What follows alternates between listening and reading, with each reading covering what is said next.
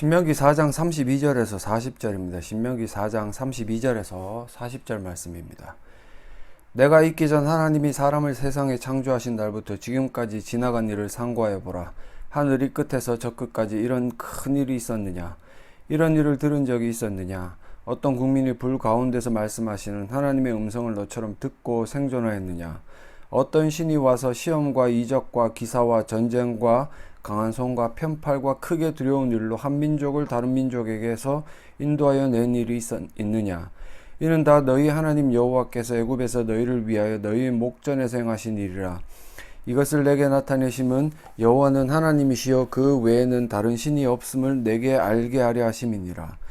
여호와께서 너를 교훈하시려고 하늘에서부터 그의 음성을 내게 듣게 하시며 땅에서는 그의 큰 불을 내게 보이시고 내가 그 불 가운데서 나오는 그의 말씀을 듣게 하셨느니라. 여호와께서 내 조상들을 사랑하신 고로 그 후손인 너를 택하시고 큰 권능으로 친히 인도하여 애굽에서 나오게 하시며 너보다 강대한 여러 민족을 내 앞에서 쫓아내고 너를 그들의 땅으로 인도하여 들여서 그것을 내게 기업으로 주려 하심이 오늘과 같으니라. 그런즉 너는 오늘 위로 하늘에나 아래로 땅에 오직 여호와는 하나님이시여 다른 신이 없는 줄을 알아 명심하고 오늘 내가 내게 명령하는 여호와의 규례와 명령을 지키라. 너와 내 후손이 복을 받아 내 하나님 여호와께서 내게 주시는 땅에서 한없이 오래 살리라. 아멘. 약속의 땅을 면전에 두고 있는 이스라엘 백성들에게 모세는 단호하게 명령을 합니다. 여호와의 율법과 규례를 지켜라. 그래야 너희가 약속한 그 땅에서 영원히 살 것이다. 근데 우리가 궁금한 것은 이 규례와 율례라는, 즉 하나님의 거룩한 법인 율법을 얼마나 지켜야 우리가 과연 이 땅 가운데서 영원히 살 수 있는가? 성경에서는 여호와께서 나는 거룩하다, 내가 거룩하니 너희도 거룩해라, 이 완전함에 대한 말씀을 하시면서 완전하지 않는 자, 율법을 로마서에 보시면은 하나도 빠짐없이 다 지켜 행하지 않는 자는 결국은 구원을 받지 못한다라는 사도 바울의 그 메시지나, 그리고 우리가 잘 아는 것처럼 완전하신 하나님의 그 거룩하심에 조금이라도 위배가 되면 그것은 결국 영원한 하나님 나라 가운데 거할 수 없는 그런 존재가 되어버림을 잘 알고 있단 말이에요. 근데 성경에서는 계속해서 모세가 율례와 규례를 지켜 행하라. 그럼 우리가 이거를 과연 어떻게 받아들여야 하는가? 과연 우리가 모든 것들을 지켜 행할 만한 능력이 없음은 우리 스스로가 가장 잘 알고 있고요. 그런 어떤 무능력한 존재라는 사실 가운데 우리는 정말 딜레마에 빠지고 진퇴양난에 빠져서 결국은 이 하나님의 약속이라는 것이 우리를 우롱하는 것밖에 되지 않는가라는 질문을 해볼 수 있다라는 거죠. 다 지켜 행할 수 없는데도 너희는 다 지켜 행해야 영원히 살 거야. 이런 말처럼 정말 무섭고 두려운 말은 없거든요. 그래서 제가 계속해서 중간중간에 말씀을 드리지만 은혜라는 단어를 끄집어내고 결국 예수 그리스도의, 아직 이 신명기 당시 때는 예수 그리스도가 오시지 않았고 약속만 되어 있는 그런 메시아셨는데, 하나님은 그런 어떤 예수 그리스도에 대한 말씀을 직접 전하시지는 않지만 신구약을 다 가지고 공부를 하고 있고 말씀을 듣고 있는 우리가 과연 이 거룩함과 완전한 조건을 충족시킨 분이 예수 그리스도 한 분밖에는 없고, 그 예수 그리스도의 그 모든 공로에 의지하여 그 예수 그리스도를 믿는 자들이, 지금 예수를 믿는 자들이나 이 신명기 시대에 예수 그리스도를 믿는 자들이나 똑같은 방법으로 구원을 받았다. 그래서 우리가 그것을 은혜라고 생각을 하고 은혜라고 이야기를 하고, 이 모세가 이야기하는 율례와 규례를 지켜 행하는 것, 물론 우리가 지켜 행하기는 하지만 미래에 오실 그 예수 그리스도, 메시아 예수 그리스도의 그 온전하신 율법 준수가 구원의 근거가 된다. 그렇다면 우리는 아무것도 할 것이 없느냐? 물론 하나님의 은혜가 아니면 우리는 아무것도 할 것이 없지만, 하나님께서는 우리를 이 예수 그리스도를 믿는 믿음으로 말미암아 구원을 받은 하나님의 백성으로 삼으시고, 부족한 부분에 대한 것들은 더 발전시켜서 이 율례와 규례를 지켜 나갈 수 있도록 하시겠다라는 약속을 주시는 거죠. 그래서 우리가 이스라엘이라는 그런 어떤 테두리, 그리고 교회라는 테두리 안에만 존재한다고 해서 내가 구원을 받고 나는 그런 어떤 신분적인 요소를 가지고 내 구원의 근거로 삼는 것이 아니라, 내가 지금 이스라엘 백성은 아니지만 지금 교회로 기동하고 있는 이 삶 가운데 과연 예수 그리스도를 믿는 믿음으로 나의 삶이 이 거룩하신 여호와의 율법을 지키는데 조금씩 나아지고 있느냐, 그리고 정말 회복되고 있느냐라는 것들로 좀 돌아봐라, 이런 메시지가 담겨져 있음을 우리는 이해를 해야 돼요. 그냥 뭐 혈통이 중요하고 모세가 이야기했던 것처럼 여호와의 규례와 명령을 지켜라, 여기에 순종을 해서 우리가 구원을 받는다면, 하나님은 유일하신 하나님이 아니요 전능하신 하나님이 아니라 하나님은 인간의 그 능력에 기댈 수밖에 없는 무능한 분이요 부족한 분이다 라는 말씀을 드릴 수밖에 없습니다. 그렇다고 제가 이런 말씀을 드렸다고 해서 저거 신성모독이다, 제가 이런 말씀을 드리는 이유는 온전히 하나님은 완전하신 분이기 때문에 그 하나님의 능력과 은혜에 기대지 않는다면 그 누구도, 이스라엘의 할아버지라도 구원을 받을 수 없다. 뭐 아브라함이나 야곱이나 이삭이나 모세나 모든 존재들이 하나님의 은혜, 즉 창세기 3장 15절에 기록되어져 있는 메시아 예수 그리스도에 대한 믿음으로 구원을 받았고, 그것은 구약 성경에 드러나지 않고 무언가 뭐 희미할 정도로만 보이지만 그것이 결국 신약 성경에 비추어서 우리가 통일성을 가지고 본다면 분명히 그 방법 외에는 구원을 받을 방도가 전혀 없다. 그래서 제가 이런 말씀을 통해서 드리고 싶어하는 궁극적인 메시지가 뭐냐면, 하나님의 은혜만이 우리를 구원하기 때문에 하나님께 온전히 순종하는 그런 모습들이 우리에게 없다면, 물론 온전히 순종하는 모습, 온전히 순종한다고 해서 100% 지키는 게 아니라 그런 어떤 의도나 전제를 갖고 있지 않다면, 나는 그저 약한 존재라서 아무렇게나 살아도 나는 교회에 다니고 직분자이기 때문에 헌금을 하기 때문에 괜찮아 라고 생각하고 있다라면 이것은 반드시 문제가 된다. 그래서 여러분들이 제가 던지는 메시지가 어렵다, 들어보지 않았기 때문에 그래요. 저도 이런 어떤 연구를 통해서 신명기서가 과연 어떤 메시지를 주는가, 그저 율법과 규례를 지켜 행해야 되기 때문에 그것을 가르치는데 가르친다고 배운다고 해서 그것을 다 지킬 수 있느냐, 불가능하다. 왜? 제가 제 삶을 통해서도 알고 있고 여러분들도 여러분들의 삶을 통해서 충분히 알고 있기 때문에 율법을 잘 안다고 해서 다 지킬 수는 없다. 그렇지만 하나님의 은혜가 우리에게 있고 하나님의 은혜는 우리를 이끌어 가시는 그런 기동력이 있기 때문에 우리를 점검하고 하나님의 은혜에 기대어 겸손하게 엎드리고, 우리가 계속해서 살펴본 것처럼 우상을 숭배하는 게 아니라 우리를 그렇게 만들어 가시는 유일하신 하나님을 끝까지 신뢰할 필요가 있음에 대한 그런 말씀을 드리고 싶다라는 거죠. 오늘 본문에는 하나님께서 행하셨던 일들, 그래서 하나님의 정체성을 분명히 밝히고, 그래서 그 하나님을 알아가는 것이 얼마나 중요한 것인가에 대한 메시지를 또 모세를 통해 우리에게 주시는데, 32절부터 34절에는요, 네가 있기 전 하나님이 사람을 세상에 창조하신 날부터 지금까지 지나간 일을 상고하여 보라. 이 이스라엘 백성들이 존재하기 전에 하나님이 세상을 창조하시고 인간이 타락하고 그 뒤에 일어나는 일들에 대한 그 행하신 모든 일들을 고민하여 보라, 연구하여 보라, 생각하여 보라 라고 명령을 합니다. 물론 이 모세 오경이나 신명기서가 쓰여졌을 때는 이스라엘 백성들에게 문자가 존재하였지만 그 이전에는 문자는 없었습니다. 그죠? 그래서 과연 그렇다면 여호와께서 행하셨던 이 일들이 어떻게 전해져서 특정한 문자가 존재하게 된 이 시기에 이렇게 정경화, 성경이 기록이 되었을까? 우리가 고민을 좀 해본다면 이것은 결국은 구전하는, 입으로 전하는 이런 어떤 특별한 방법론이 존재하지 않으면 불가능하다라는 거죠. 그래서 우리가 흔히 이야기하는 것처럼 고대 근동의 신하들 있죠.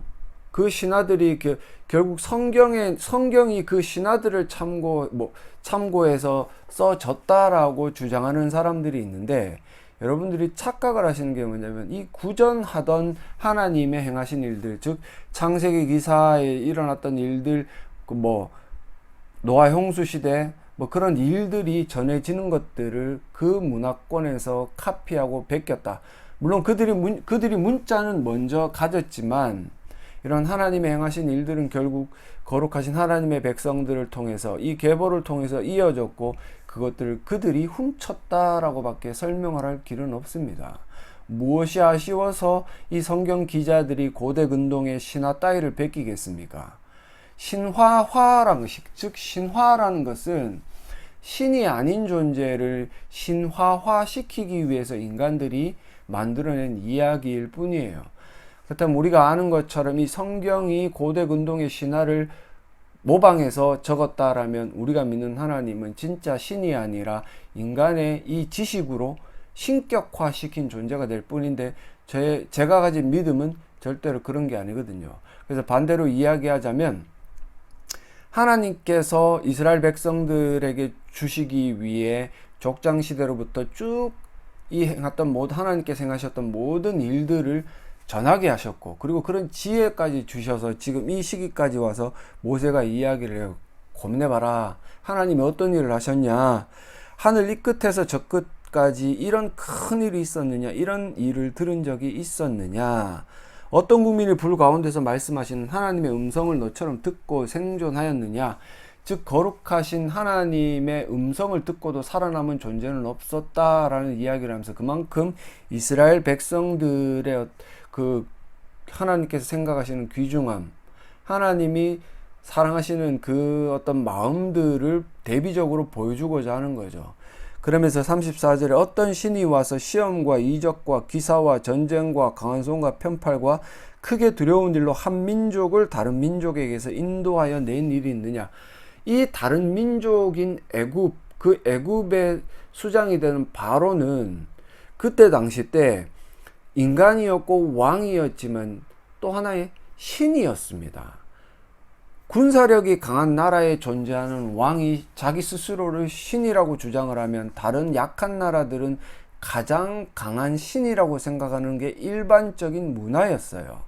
그렇다면 세상에 그때 당시 때 가장 강했던 애굽의 신인 바로를 박살을 내고 이스라엘 민족들을 이끌어내신 그 하나님은 얼마나 대단한, 그냥 그들의 이 통념상 얼마나 대단한 신이냐, 이 이야기를 모세가 지금 하고 싶은 거죠. 그죠? 그러면서 이는 다 너희 하나님 여호와께서 애굽에서 너희를 위하여 너희의 목전, 너희가 보고 들은 거야. 너희 눈앞에서 행했던 일이야. 그래서 너희가 이런 일들을 너희의 선조로부터, 너희의 조상으로부터 이야기를 들었다라면 과연 그 하나님을 두고 너희가 우상을 숭배할 수 있느냐? 그 하나님을 저버리고 너희가 자기 중심, 자기 우상을 섬기는 그런 어리석은 일들을 범할 수가 있느냐? 출애굽기 3장 9절과 10절에 보시면 이제 가라 이스라엘 자손의 부르짖음이 내게 달하고 애굽 사람이 그들을 괴롭히는 학대도 내가 보았으니 이제 내가 너를 바로에게 보내어 너에게 내 백성 이스라엘 자손을 애굽에서 인도하여 내게 하리라.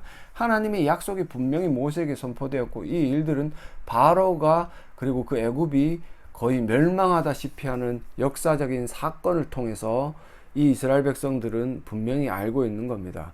모세는 하나님께서 말씀하셨던 이 일들을 자기가 직접 전해 들었기 때문에 결국 보았죠. 10가지 재앙을 통해서, 그리고 홍해를 가르시고 그 홍해에 바로와 그 군대를 수몰시키는, 수장시키시는 하나님의 그 살아계신 일들을 보았고, 또한 광야를 지나오면서도 지키시고 보호하시는, 늘 함께 하시는 하나님을 이 모세가 보았기 때문에 이스라엘 백성들이 분명히 이야기를 하는 거예요. 너희가 믿는 하나님, 너희를 여기까지 이끌어내신 그 하나님이 결국은 유일하신 하나님이다. 유일성에 관한 이야기를 하면서 결국 너희가 이 하나님을 떠나서 누구를 섬기고 너희가 이 하나님을 저버리고 과연 어떻게 생존할 수 있느냐.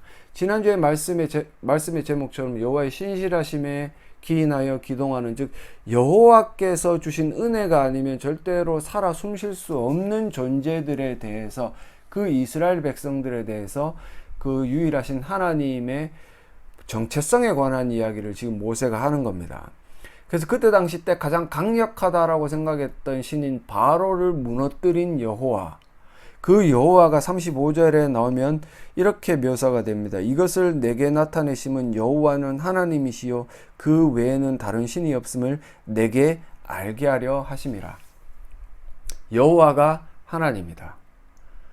뭐 제가 이거 몇 번 다른 강좌에서도 설명을 드렸지만 히브리어를 통해서 이 하나님이라고 표현되는 엘로힘은 주로 창조에 관련되는 부분에서 등장을 합니다. 뭐 태초에 하나님이 천지를 창조하셨다라고 할 때 이 하나님의 단어가 히브리어로 엘로힘, 엘로힘은 결국 복수로서 성삼위의 하나님을 가리키면서 그 하나님은 결국 창조주로서 존전해 계시는 그 하나님이다라고 이스라엘 백성들을 알고 있고, 그 언어적인 맥락을 통해서 우리 또한 그렇게 깨달아야 되는 거죠.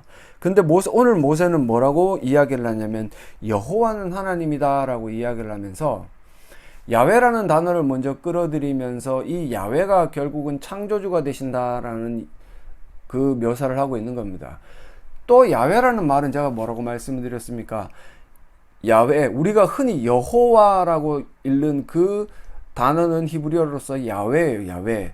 야훼라는 단어를 써놔놓고 이 이스라엘 백성들은 그 하나님의 이름을 함부로 부를 수가 없기 때문에 모음을 달리 찍어서 똑같은 자음의 단어이긴 하지만 이 부분은 여러분들 어려울 수도 있지만 그냥 들으세요.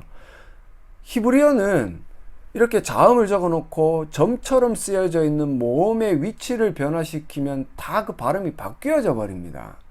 그래서 여호와, 즉 야훼라고 쓰여져 있는 단어의 모음의 위치를 바꿔서 그 여호와라는 이름을 부르기 불경스럽다라고 생각했던 이스라엘 백성들은 이 여호와를 아도나이, 즉 주님이라고 불러요.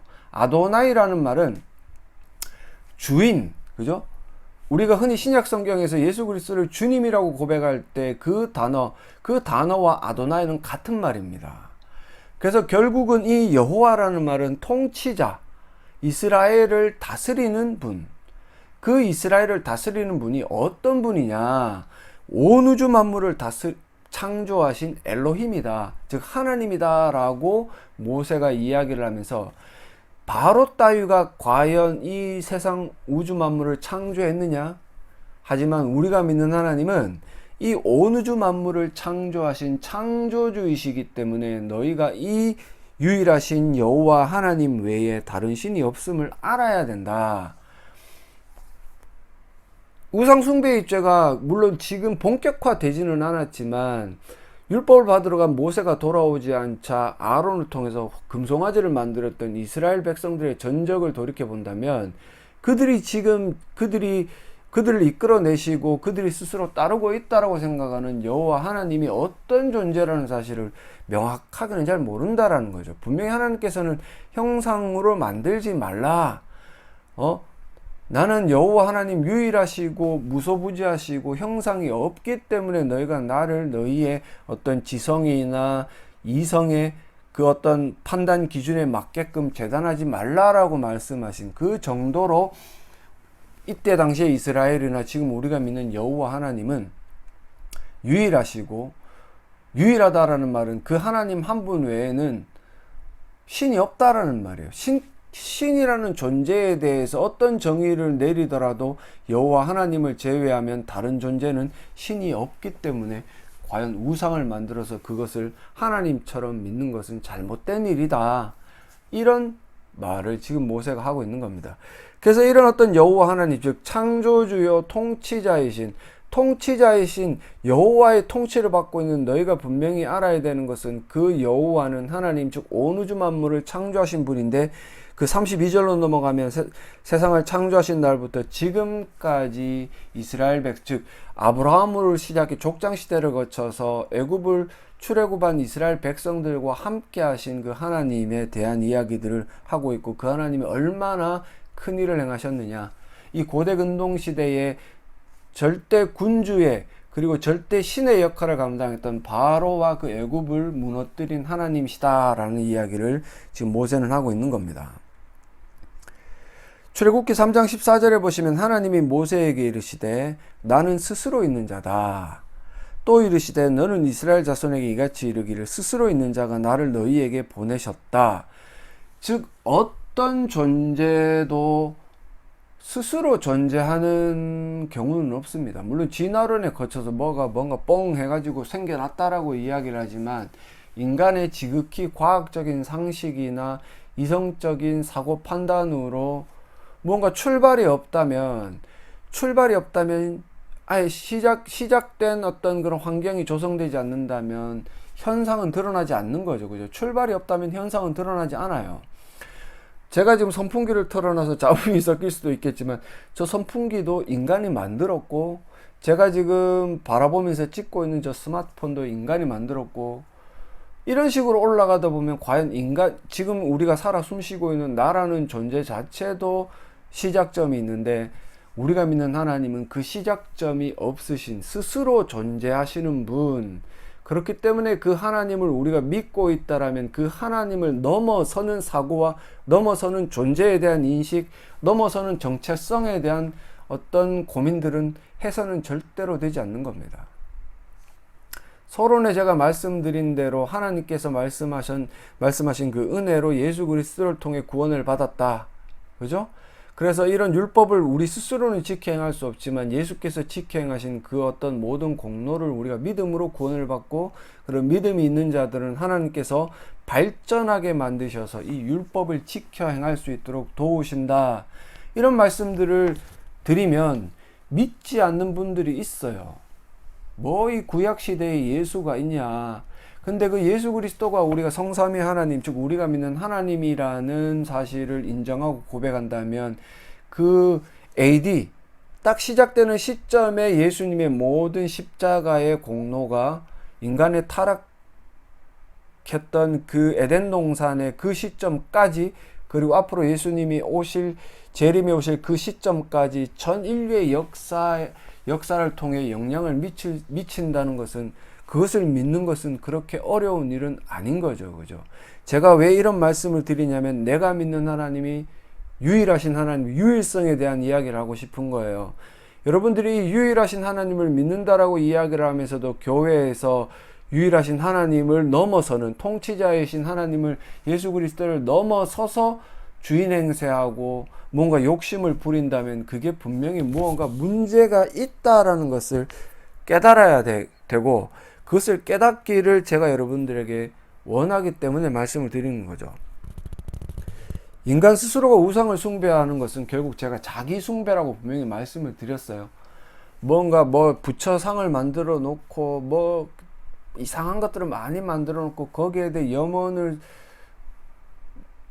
두고 비는 그 모든 행위가 결국은 자기 만족이고, 그 우상은 결국 나를 우상화해서 형상화했는 그 정도의 수준밖에는 안 됩니다. 여러분들이 교회를 다니면서도 하나님을 믿는다라고 이야기를 하지만 내가 우상이 되어서 나를 섬기기 위해 쌓아놓은 우상들이 꽤나 많아요. 늘 말씀을 드리면 직분이 그렇게 변질될 수 있고, 헌금이 그렇게 변질될 수 있고, 여러분들이 행하는 모든 헌신과 행함들이 하나님의 그 유일하신 하나님을 넘어서서 나를 섬기는 우상으로 작용할 수가 있다. 그래서 모세가 이야기하는 것처럼 하나님은 세상을 창조하신 창조주요 통치자이고 그 유일하신 하나님의 다른 신이 없기 때문에 너희가 이 하나님을 넘어서는 그런 상황 가운데는 절대로 노출이 되어서는 안 된다. 그러면서 36절에 이렇게 여호와 하나님께서 모세를 통해 여호와 하나님을 계시하시는 이유는 여호와께서 너를 교훈하시려고, 알게 하시려고 하늘에서부터 그의 음성을 네게 듣게 하시며, 듣는 게 중요합니다. 땅에서는 그의 큰 불을 내게 보이시고 네가 불 가운데서 나오는 그의 말씀을 듣게 하셨다라고 이야기를 하면서, 계속해서 신명기에서 이야기하는 것은 눈으로 보는 것보다는 귀로 듣는 것이 중요하다. 눈으로 보아 믿는 것도 중요하겠지만 지금은 그런 어떤 눈으로 보아서 믿는 상황은 연출되지 않아요.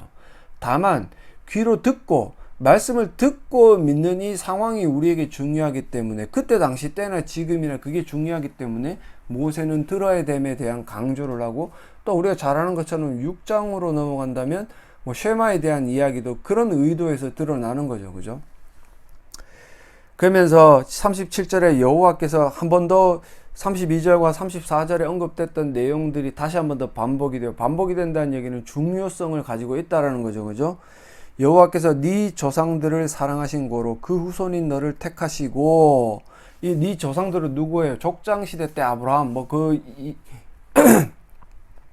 그 이전으로 넘어간다면 죄를 지었지만 하나님께로 용서를 받은 아담과 하와로부터 쭉 이어지는 계보, 거룩한 계보를 통해 이어지는 그 조상들을 사랑하신 고로 후손인 너를 택하시고 큰 권능으로 친히 인도하여 애굽에서 나오게 하셨다. 하나님께서 직접 행하셨다라는 거죠. 물론 모세라는 대리자를 세우시긴 하셨지만 하나님의 그 광대하심이라는 것은 모세를 통해 이 땅에 보여졌기 때문에 하나님께서, 유일하신 그 하나님께서 이스라엘 백성들을 얼마나 사랑하셨고 얼마나 그들을 택하셨는가. 그래서 그들을 애굽에서 나오게 하시며 너보다 강대한 여러 민족을 네 앞에서 쫓아내고, 우리 앞에 살펴봤죠. 아모리 족속 다 그들을 하나님께서 직접 물리치시고 이스라엘 백성들을 약속의 땅까지 이끌어 오셨다. 너보다 강대한 여러 민족을 네 앞에서 쫓아내고 너를 그들의 땅으로 인도하여 들여서 그것을 내게 기업으로 주려 하심이 오늘과 같다. 지금 너희가 여기 앉아서 내 얘기를 듣는 이 시점까지 하나님께서 하시지 않은 적이 없고, 그 유일하신 하나님이 모든 세상의 악한 세력들을 물리치시고 너를 지키시고 보호하셨다. 우리가 살아오는 인생들을 통해서 쭉 돌이켜 볼 때에도 내가 얼마나 악한 환경 가운데 노출이 되어 있었고 내가 얼마나 악한 존재였던가. 그럼에도 불구하고 하나님은 나를 택하시고 나를 이끌어 오시고 지금 여기까지 세워 놓으셨다. 우리가 이러는 것들을 한 번 더 돌아보고 한 번 더 추억해 본다면, 추억이라는 말은 좀 어울리지 않겠지만 한번 돌아본다면, 하나님의 그 전능하심이라는 게 결국 유일하신 하나님만이 내가 섬길 뿐이요, 그 하나님 앞에만 내가 엎드려야 되는 존재라는 사실을 분명히 알게 되거든요. 하지만 이런 어떤 과거에 하나님이 우리에게 부어주신 은혜에 대한 망각이, 그런 망각들이 결국은 지금 잘 되어져 있는 현재의 나만의 모습을 바라보게 하고, 그 나만의 모습으로 자기 스스로를 신격화해서 자기 우상이라는 그런 어떤 죄악에 빠져버리는 게 지금 오늘날의 현실이고, 많은 사람들이 그렇게 살아가고 있습니다. 그래서 이 모세가 이야기하는 것처럼 이스라엘들이 돌아봐야 되는 이유는, 너희가 약속의 땅 안으로 들어가서 풍요를 받아 누리는 그것만 기억한다면 과연 너희가 하나님께서 너희와 함께 하셨던 그 오랜 시간 동안의 사랑하심과 돌보심과 지키심을 잊어버릴 거야. 그것이 너희에게 분명히 기억되고 각인되어져 있어야 현재의 풍요로움을 받아 누릴 때에도 하나님의 은혜를 저버리지 않을 거야 라는 말을 지금 모세는 하고 있는 겁니다. 그러면서 39절 한 번 더 나오죠. 그런즉 너는 오늘 위로 하늘에나 아래로 땅에 오직 여호와는 하나님이시여 다른 신이 없는 줄을 알아. 명심하고, 알아라는 말은 이해해라, 명심하라는 말은 이제는 돌아오고 회복하라는 거죠. 우상을 숭배하는 그런 모습들이 있다면 버려버리고 회복하라, 회개하라. 지난주에 제가 말씀드린 대로 그런 일들을 해라. 그러면 40절에 오늘 내가 내게 명령하는 여호와의 규례와 명령을 지키라. 너와 내 후손이 복을 받아 내 하나님 여호와께서 내게 주시는 땅에서 한없이 오래 살리라 라고 마지막 약속으로 모세는 말씀을 정리를 합니다. 오늘 말씀이에요. 신명기 전체의 말씀이 아니고. 그래서 제가 조금 전에 말씀을 드렸던 것처럼 현재도 중요하지만 현재의 상황에 다다르게 했던 하나님의 은혜, 그 하나님은 정말 유일하신 하나님, 이 세상의 어떤 잡신과 비교를 불허하는 유일하다라는 말은 그 존재가 하나밖에 없다라는 말이에요. 그래서 우리가 믿고 따르고 섬기고 겸손하게 엎드려야 되는 분은 여호와 하나님, 즉 창조주이시자 하나님이신 그분밖에는 없음을 모세는 알기를 원하면서 현재에 너희가 타락하지 않고 너희의 믿음을 지키려면 계속 들어라. 하나님이 어떤 분인지 자녀들에게도 선포하고 그 자녀들에게도 선포하고 그 자녀들에게도 선포를 해라 라는 메시지를 주고 있는 거죠. 이사야서 44장 9절을 보시면 우상을 만드는 자는 다 허망하도다. 그들이 원하는 것들은 무익한 것이거늘 그것들의 증인들은 보지도 못하며 알지도 못하니 그러므로 수치를 당한다. 즉 우상이라는 것은 의미가 없고 그것을 섬기는 자들은 결국 수치를 당함에 대한 메시지를 이사야가 지금 주고 있는 거죠. 그죠? 여러분들이 아셔야 되는 게, 지금 딱 보면 현재 잘 먹고 잘 살고 있는 사람들이 가장 우상으로 섬기기 좋아하는 게 뭐냐면 돈입니다. 돈. 모든 것들이 돈에서 나와요. 권력도 그렇고 명예도 그렇고. 그래서 이 권력이나 명예에 욕심이 많은 사람들은 돈이 많은 사람들이고, 그 돈 많은 사람들은 결국은 하나님께서 주셨다라는 그런 어떤 생각들을 잊어버리는 거죠. 하나님께서 예전에는 하나님의 은혜입니다라고 고백을 했을지는 모르겠지만, 지금은 그 하나님의 은혜를 잊어버리고 그 돈이 결국 자기 거, 내 거, 나를 우상화하는데 쓰여지는 거라고 이야기를 하면서, 그 돈을 그저 자기 만족하는데, 그죠? 자기를 우상화하는데, 좋은 옷을 사서, 좋은 차를 사서, 좋은 집을 사서 나를 우상화하는데 쓰고 있는 게 오늘날의 현실이라는 겁니다. 하나님이 만약에 은혜로 재물을 주셨습니다. 그 왜 은혜로 재물을 주셨겠습니까? 하나님을 사랑하고 이웃을 사랑하는데 그 모든 것들을 활용하도록 주신 거예요. 가난한 이웃을 돕게 하기 위해 재물을 주신 거예요. 물론 그렇다고 그 돈을 누리지 말고 다 쓰라는 말은 아니지만, 지금처럼 무언가 교회에 유력한 자들은 그 돈이라는 무기를 앞세워서 목사를 조정하고, 그죠? 마음에 안 들면 잘라버리고 다른 목사를 세워버리고, 꼭두각시처럼 세워놓고 자기가 편한 대로 모든 것을 조정하려는, 그것은 자기가 하나님이 되어서 교회에서 섬김을 받고자 하는 그런 욕심이 담겨져 있기 때문 아닙니까? 아니에요. 제가 너무 극단적입니까? 한번 잘 돌아보시기를 바랍니다. 교회에서 돈 많은 사람들을, 목사들이 돈 많은 사람 앞에 굽신거릴 수밖에 없는 이유가 바로 그런 거예요. 그 사람들의 심기를 불편하게 할 수는 없는데, 이 성경의 말씀을 선포하게 되면 그 사람들이 돈을 가지고 자기 배만 위하는 것은 잘못된 일인 건 분명히 맞거든요. 불쌍한 이웃들을 돕고 교회를 위해 쓰라고 있는 재물임에도 불구하고 단순히 자기 배를 위하고 있는 존재들을 향해서 당신들 그렇게 돈을 쓰면 안 됩니다라고 말하는 목사가 몇 명 있습니까? 그리고 그렇게 말한다면 제가 말씀드린 대로 쫓겨나는 거죠. 그러니까 목사들이 자기 자리를 지키기 위해서 돈 많은 유력한 자들의 비위를 거스를 수는 없고, 그러니까 이 복음은 절대로 제대로 선포를 할 수 없는 환경이 지금 오늘날의 우리의 현실입니다. 그래서 복음을 들을 수 없으니까 사람들이 어떻게 해야 돼요? 전부 다 자기가 우상화되는 거예요. 자기 우상이라는 죄에 빠져서 멸망당해 가고 있는 겁니다. 이스라엘 백성들이 분명히 모세를 통해 들은 하나님 여호와는 유일하신 분이기 때문에, 그 유일하신 창조주여 통치자 앞에서 누구도 자기 주장, 누구도 자기를 지켜 세울 수는 없고, 그렇다면 그런 존재라는 사실을 분명히 안다면 여호와의 말씀에 순종할 수밖에 없는 게 현실 아닙니까? 100% 되지 않더라도 이런 어떤 전제를 우리가 가지고 있다라면 그 여호와 앞에 순종해야 되는 게 당연함을 알아야 되는데, 지금은 돈이 마치 내 구원의 증표인 양, 교회에 대고 무언가 돈을 조금이라도 쓰면 나는 뭐라도 된 것처럼 생각을 하고 교회를 좌지우지하려고 하는 그런 어떤 모습들을 가지고 있는 이 현대의 사람들은 전부 자기 우상이라는 그 죄에 빠져서 심각하게 이렇게 멸망을 당해가고 있는 겁니다. 왜 이 위드 코로나 시대에 지금 서울 경기권에는 단계가 격상이 되어서 너무나 지금 힘든 시기를 겪고 있음에도 불구하고 교회에서는 아직 정신을 못 차리고 수련회를 한다. 수련회를 하면 그 안에서 같이 밥을 먹고 희덕거리는 그런 일들을 왜 합니까?